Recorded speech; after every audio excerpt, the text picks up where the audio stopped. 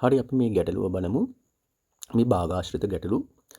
එතකොට මෙතන හිටගෙන රුපියල් 2000ක් අත තියව වෙළඳසැලකට ගිය අයෙක් ඉන් පහෙන් තුනක් වියදම් කරයි. ඉන්පසු ඉතිරි මුදලින් දෙකෙන් එකක් වියදම් කර පාවාහන් යුගලයක් ලබා ගනී. පළවෙනි ප්‍රශ්නය අහනවා මුලින් වියදම් කළ මුදල සොයන්න. දෙවෙනි ප්‍රශ්නය අහනවා පාවාහන් යුගලයේ වටිනාකම කීයද? මම හයිලයිට් කරනවා වැදගත් තැන්. රුපියල් 2000ක් තමයි අරන් යන්නේ. ඊට පස්සේ ඉන් පහෙන් තුනක් තමයි වියදම් කරන්නේ. ඊට පස්සේ ඉතිරි මුදලින් දෙකෙන් එකක් වියදම් කර පාවාහන් යුගලයක් ලබා ගන්න. හොඳට මතක තියාගන්න මේ හයිලයිට් කර වැදගත් ඒවා. 2000න් පහෙන් තුනක් වියදම් කරනවා. හරිද? ඊට පස්සේ ඉතිරි මුදලින් භාගයක් තමයි පාවාහන් යුගලයකට වියදම් කරන්නේ. පළවෙනි ප්‍රශ්නේ අපෙන් අහනවා මුලින් වියදම් කළ මුදල සොයන්න. ඔන්න පළවෙනි එකට මම උත්තරේ ලියනවා. ඔන්න පළවෙනි ප්‍රශ්නෙට හරි. මට ලියන්න පුළුවන් ඉස්සෙල්ලා මුලින් වියදම් කළ මුදල. ඊට පස්සේ දැන් මුලින් වියදම් කළ මුදලට කලින් මට කියන්න පුළුවන් මෙයා කීයක් අරන් ගියාද? මට ලියන්න පුළුවන් මුලින් රැගෙන ගිය මුදල. වගන්ති ලියන්න ඕනේ. එතකොට පිළිවෙලයි. මුලින් රැගෙන ගිය මුදල සමානයි රුපියල් කීයද? 2000යි. ඊට පස්සේ මුලින් වියදම් කර මුදල. මුලින් වියදම් කළ මුදල. හරි. මෙයා අරන් යන්නේ 2000ක්. ඒකෙන් තමයි පහෙන් තුනක් වියදම් කරන්නේ. 2000න් තමයි පහෙන් තුනක් වියදම් කරන්නේ. අල්න යන්නේ භාවිත. ඒ කියන්නේ 2000 ගුණ කරන්න ඕනේ පහෙන් තුනෙන්. හරිද? ඒක මෙහෙම ලියන්නම්කෝ 2000න් පහෙන් තුනක්. 2000න් පහෙන් තුනක්. හරි. ඒක ලියන්න පුළුවන් සමානයි 2000 ගුණ කිරීම පහෙන් තුනයි. දැන් මේ කපන්න පුළුවන්. යා කපන්න තියෙන. 5 එකයි 5 400යි 400 වඩා 3 කියන්නේ රුපියල් 1200ක් මෙයා වියදම් කරලා තියෙනවා. ඊට පස්සේ හොඳට බලන්න. හරි. මුලින් වියදම් කරනවා කොච්චරද? 1200. කියන්නේ රුපියල් 2000න් 1200ක් වියදම් කරනවා. දැන් ඉතුරු කොච්චරද? 2000න් 1200ක් කර කරම ඉතුරු 800යි. ඉන්පසු ඉතිරි මුදලින් භාගයක් වියදම් කර පාවාහන් යුගලයක් ලබා ගනී. දැන් දෙවෙනි ප්‍රශ්නෙට යන්න කලින් ඉතිරි මුදල පාවාහන් යුගලේ වටිනාකම හොයන්න කලින් ඉතිරි මුදල හොයන්න ඕනේ. ඔන්න ඉතිරි මුදල. ඉතිරි මුදල කීයද? අපිට රුපියල් 2000න් අඩු කර ගන්න ඕනේ 1200ක්. ඉතිරි මුදල කියන්නේ රුපියල් 2000න් 1200ක් අඩු කරොත් එහෙම එනවා රුපියල් කීයද? 800ක්. දැන් හොඳට බලන්නකෝ. දැන් පිළිවෙලයි. ඒකෙන් භාගයක් වියදම් කරලා පාවාහන් යුගලයක් ලබා ගන්නවා. එහෙනම් පාවාහන් යුගලයේ වටිනාකම. ඔන්න පාවාහන් යුගලයේ වටිනාකම 800න් කොච්චරද වියදම් කරන්නේ? 800න් භාගයක්. ඒ කියන්නේ 800 අල්නයන් කියන්නේ ගුණ කිරීම දෙකෙන් එක. දැන් අපිට පුළුවන් දෙවඩක් 1යි දෙවඩක් 400යි රුපියල් කීයද? 400යි පාවාහන් යුගලයේ වටිනාකම. හරි. දැන් මේ ගැටලුව බලමු. මෙතන දීලා තියෙන්නේ පැයකදී මිනිස්සෙක් කොච්චරක් යනවද? කිලෝමීටර් 3මාරක්. පැය 2යි මිනිත්තු 30කදී කොපමණ දුර ගමන් කළ හැකිද? මේ ගණන් හොඳට අවබෝධ කරගන්න හදන්න කලින් කිලෝමීටර් 3මාරක් කියන්නේ පැයකදී. හරිද? අපෙන් අහන්නේ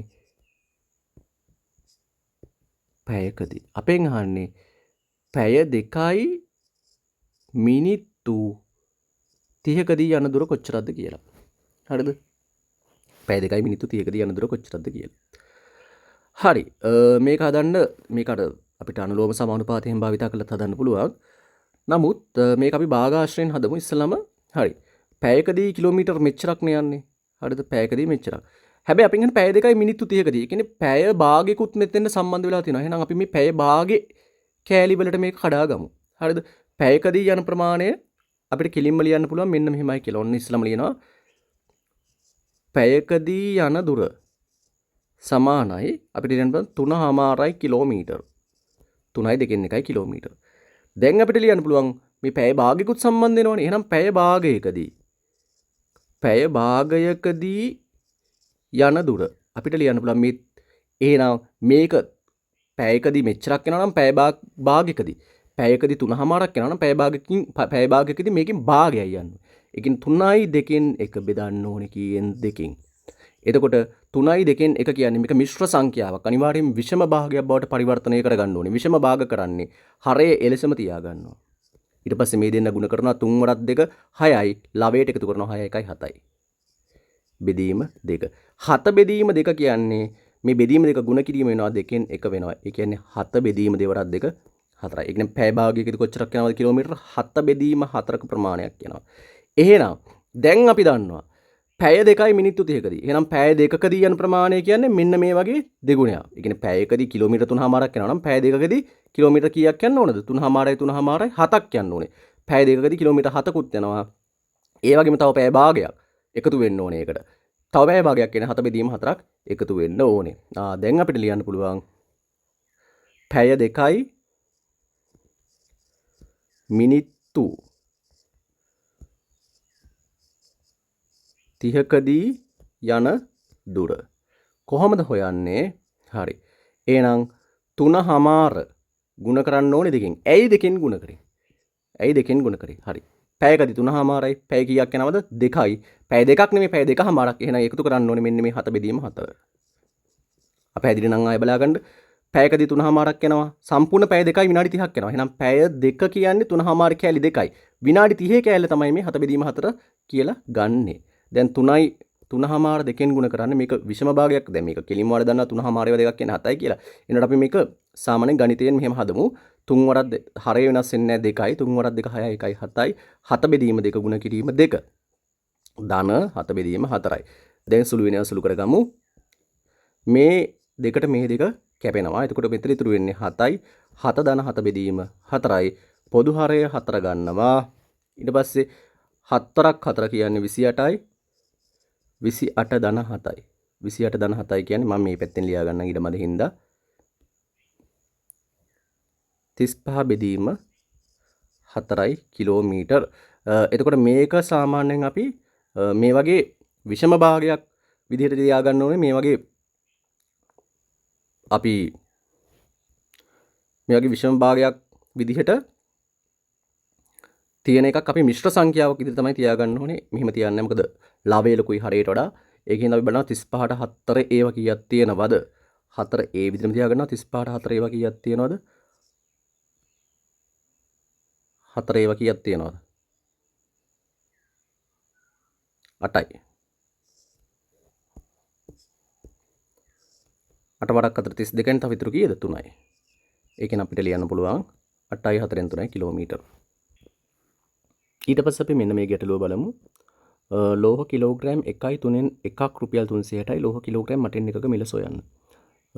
මේ ගැටලුව මේ වගේ ගැටලු මම හදන්න හේතුව මම ඔයාලට කියන්නේ එක එක විදිහට සමහර ඒවා හරිම කියන්නේ අපිට ලොජිකලි ගන්න පුළුවන් ලේසියෙන් හදන්න පුළුවන් මේවා. හරිද?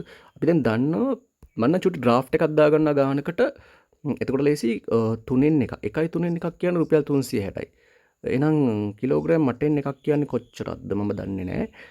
මට සරලවම කියන්න පුළුවන් මෙන්න මෙහෙම. කිලෝග්‍රෑම් 1යි 3න් 1ක් කියන්නේ 360යි. හරිද?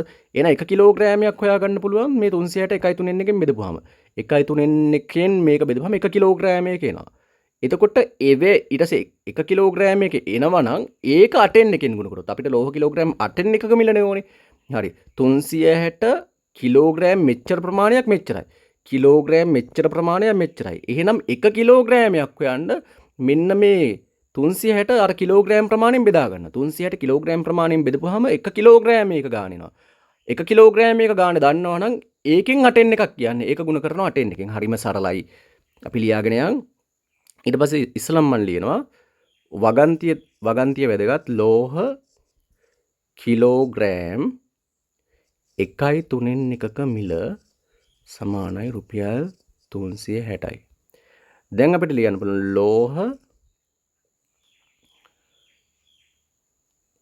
කිලින්ම ලියන්න පුළුවන් කිලෝග්‍රෑම් 8න් 1ක මිල. හරි කොහොමද 360 බෙදන්න ඕනේ ඉස්සලම කීයෙන්ද? 1යි 3න් 1කින්. හොඳට බලන්න. 360 1යි 3න් 1කින් බෙදුවම 1 කිලෝග්‍රෑමයක එනවා. ඒක ගුණ කරන්න ඕනේ ඊට පස්සේ 8න් 1කින්. මේ බලන්න මේක මේකෙන් බෙදුනහම 1 කිලෝග්‍රෑමයක එනවා. ඒක 8න් 1කින් ගුණ කරොත් එහෙම මොකක්ද දෙන්නේ? ලෝහ කිලෝග්‍රෑම් 8න් 1ක මිල. හරි.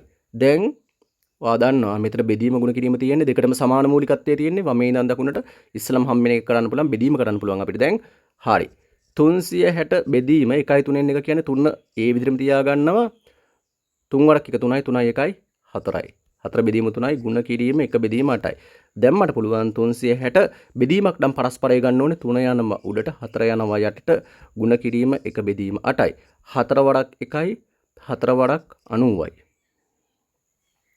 හරිද ඊට පස්සේ දැන් 8න් කැපෙන ඒවා බලමු මේක කැපෙනවා 2කින් 2 වරක් 45යි 2 වරක් 4යි හරිද ඊට පස්සේ මෙතන එන්නේ උඩ එන්නේ 45 වරක් 3 135යි 135 බෙදීම 4යි 135 අපි 4න් බෙදාගමු 13ට 4 ඒවා 3යි 4 වරක් 3 12යි එකක් ඉතුරුයි 15ට 4 ඒවා 3යි 12යි 3ක් ඉතුරුයි 30ට 4 ඒවා කීයද 30ට 4 ඒවා 7යි 4ක් 4 28යි දෙකක් ඉතුරුයි 20ට 4 ඒවා 5යි ඒ කියන්නේ රුපියල් 33.75 33.75යි ඔන්නම තමයි ඔය ගාන එන්නේ මෙන්න මේ ගැටලුව රයිට් මේ වගේ ගැටලුවක් ඔව් මේ වගේ ගැටලුවකුත් හදන විදිහ මම කියලා දෙන්නම් හරිද එක්තරා සංඛ්‍යාවකින් භාගය එම සංඛ්‍යාවේ 4න් පංගුවට වඩා 13කින් වැඩිය එම සංඛ්‍යාව සොයන්න හරි එක්තරා සංඛ්‍යාවකින් භාගය දැන් අපි දන්නේ එම සංඛ්‍යාව මොකක්ද කියලා එක්තරා සංඛ්‍යාව අපි ගමු x කියලා දන්නේ නැති එකක් දීලා තියෙද්දි ඒකට x කියලා වගේ ආදේශයකට ගන්න පුළුවන් අපිට එක්තරා සංඛ්‍යාව එක්තරා කියලා ගන්න නැතුව අපි මෙහෙම කියමු සංඛ්‍යාව x නම්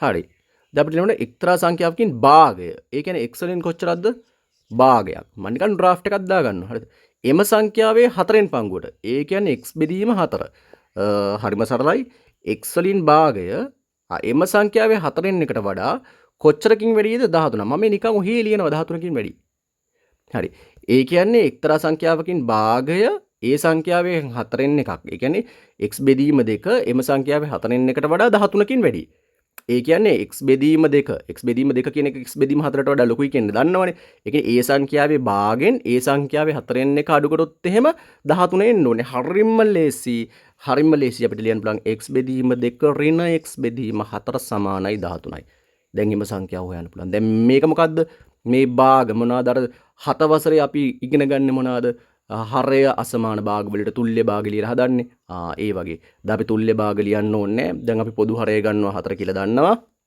හරි දැන් මේ 4ට දෙකේ ඒවා කීයක් තියෙනවද 4 බෙදීම 2 කියන්නේ 2යි ඒ දෙක උඩ x වලින් ගුණ වෙනවා එතකොට 2x දැන් ඍණ x සමානයි 13යි 2x වලින් x අඩුනහම මොකයිද x බෙදීම 4 කීයට සමාන වෙන්නේ 13ට දැන් මේ 4 හරස් ගුණ කරනවා x සමාන වෙනවා 13 වරක් 4 එතකොට x කියන්නේ 4 වරක් 3 12න් 2යි එකක් ඉතුරුයි 4 වරක් 1 4යි 1යි 5යි 52යි එම සංඛ්‍යාව 52යි හරිනේ